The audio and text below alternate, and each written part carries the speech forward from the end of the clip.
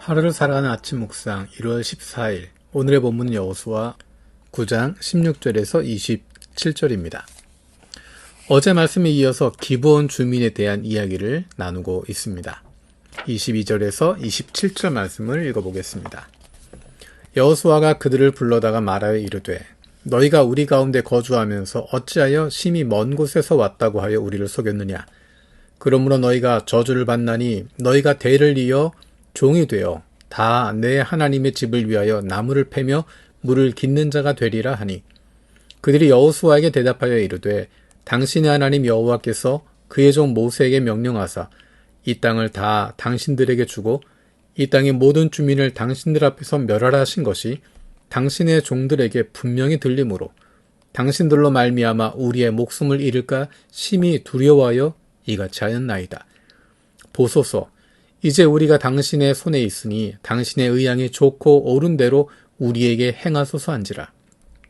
여호수아가 곧 그대로 그들에게 행하여 그들을 이스라엘 자손의 손에서 건져서 죽이지 못하게 하니라. 그날에 여호수아가 그들을 여호와께서 택하신 곳에서 회중을 위하여 여호와의 제단을 위하여 나무를 패며 물을 깃는 자들로 삼았더니 오늘까지 이르니라. 아멘.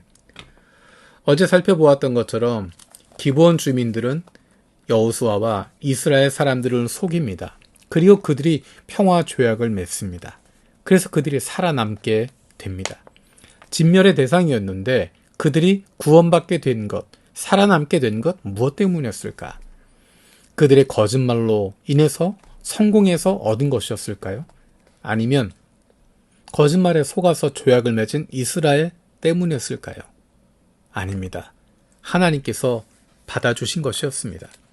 기브온 사람들은 간절함을 가지고 하나님께 나왔습니다.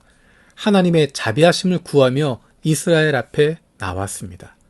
그랬던 그들을 하나님이 받아주신 것입니다. 하나님께서 이스라엘 자손들이 그 약속을 지키도록 만들어주시는 것입니다. 하나님 앞에 나아올 때 받아주시는 것, 그것이 바로 하나님의 은혜입니다. 이스라엘 자손을 생각해 보십시오. 이스라엘 자손들은 정말 구원받을 만한 자격이 있었습니까? 아닙니다. 그들은 광야에서 없어져도 몇 번을 없어졌을 사람들입니다.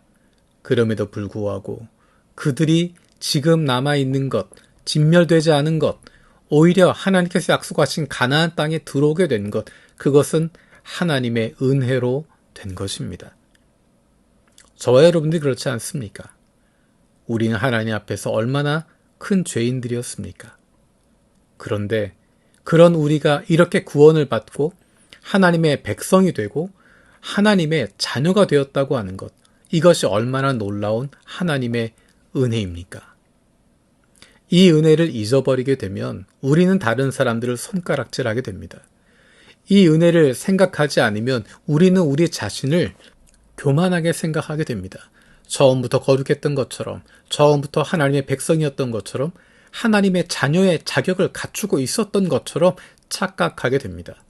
내가 무언가 노력을 했고 열심히 했기 때문에, 내가 구원받을 만한, 내가 하나님의 백성이 될 만한, 내가 생명을 얻을 만한 무언가가 있기 때문에 이렇게 되었다고 착각하게 됩니다.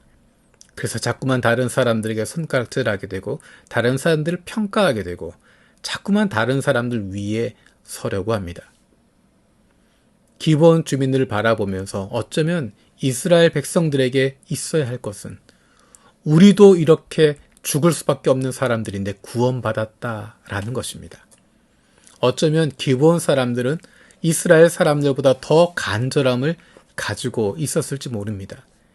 왜냐하면 그들은 죽을 수밖에 없는 사람들이었고 하나님께서 이스라엘 자손들에게 가나안 땅으로 인도하실 때 그 땅에 있는 모든 거민들을 다 진멸해버릴 것 알고 있었기 때문에 더 간절한 마음으로 하나님 앞에, 이스라엘 백성들 앞에 나오게 된 것입니다. 이스라엘 백성들이 하나님의 뜻을 따르는 사람이라는 것 알고 있었기 때문에 그들을 통해 구원받고자 나오게 된 것입니다. 그런 간절함을 가지고 나오는 이들을 하나님은 모른 채 하지 않으셨습니다. 하나님께서 그들에게 은혜를 베풀어 주셨습니다. 바로 저와 여러분과 같은 모습입니다. 이스라엘의 모습을 보면서, 기브온 주민들의 모습을 보면서 우리의 모습을 다시 한번 돌아볼 수 있게 되길 원합니다.